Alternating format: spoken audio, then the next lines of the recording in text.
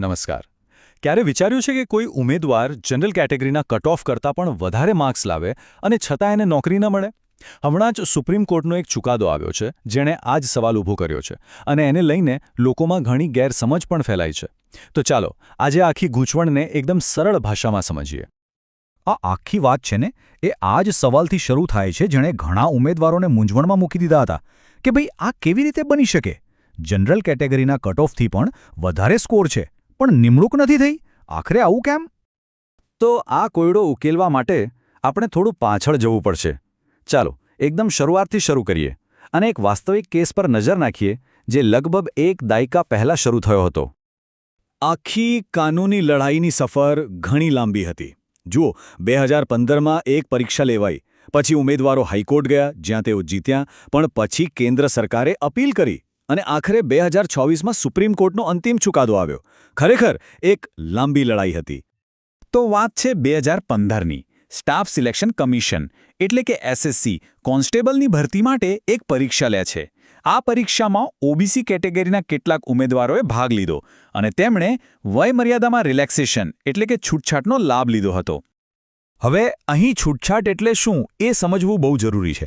આ ફક્ત અનામત નથી, પણ અનામત કેટેગરીના ઉમેદવારોને મળતી કેટલીક ખાસ સવલતો છે, જેમ કે ઉંમરમાં થોડા વધારે વર્ષોની છૂટ, અરજી ફી ઓછી ભરવી અથવા તો શારીરિક માપદંડોમાં થોડી રાહત. અને અહીંથી જ આખો મામલો ગૂંચવાયો. જ્યારે પરિણામ આવ્યું ત્યારે આ ઓબીસી ઉમેદવારોએ જોયું કે એમના માર્ક્સ તો જનરલ કેટેગરીમાં જે છેલ્લો ઉમેદવાર પસંદ થયો હતો એના કરતાં પણ વધારે હતા. પણ એમ છતાં એમની નિમણૂક નહોતી થઈ. વિચારો, માર્ક્સ વધારે પણ નોકરી નહીં. હવે સ્વાભાવિક છે કે આ ઉમેદવારોને લાગ્યું કે તેમની સાથે અન્યાય થયો છે, એટલે તેઓ આ મામલો લઈને પહોંચ્યા હાઈકોર્ટમાં. અને શરૂઆતમાં તો જુઓ, એમને સફળતા પણ મળી. હાઈકોર્ટે ઉમેદવારોની વાત માની અને ચુકાદો આપ્યો કે એમની નિમણૂક કરવામાં આવે. હાઈકોર્ટનો તર્ક બહુ સીધો અને સિમ્પલ હતો.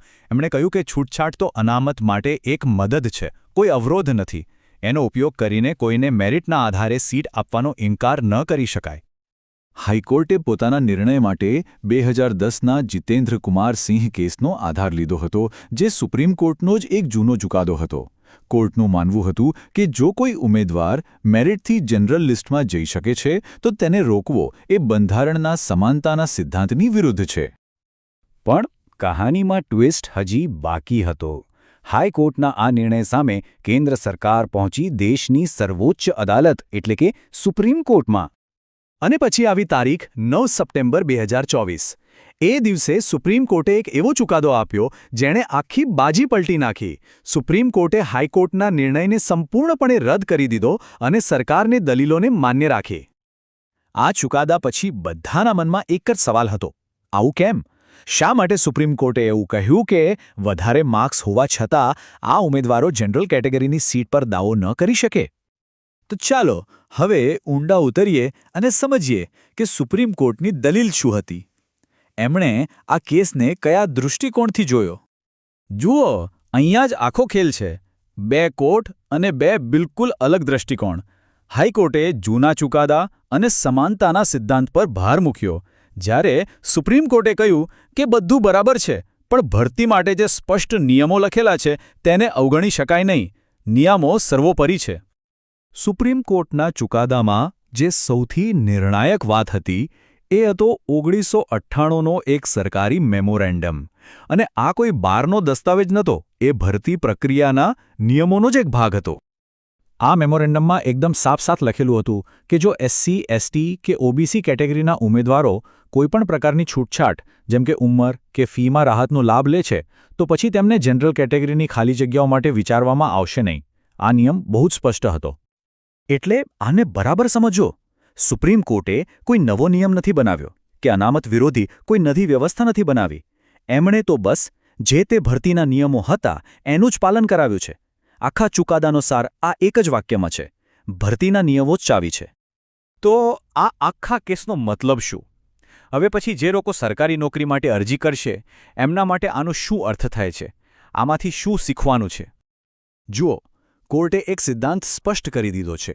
સૌથી પહેલું કામ છે ભરતીની જાહેરાત અને તેના નિયમોને ધ્યાનથી વાંચવા. જો નિયમોમાં છૂટછાટ લેનાર ઉમેદવારને જનરલ સીટ પર જવા વિશે કંઈ જ લખ્યું ન હોય તો તે જઈ શકે છે. પણ જો નિયમોમાં સ્પષ્ટપણે મનાઈ કરી હોય તો પછી તે જનરલ સીટ પર જઈ શકશે નહીં.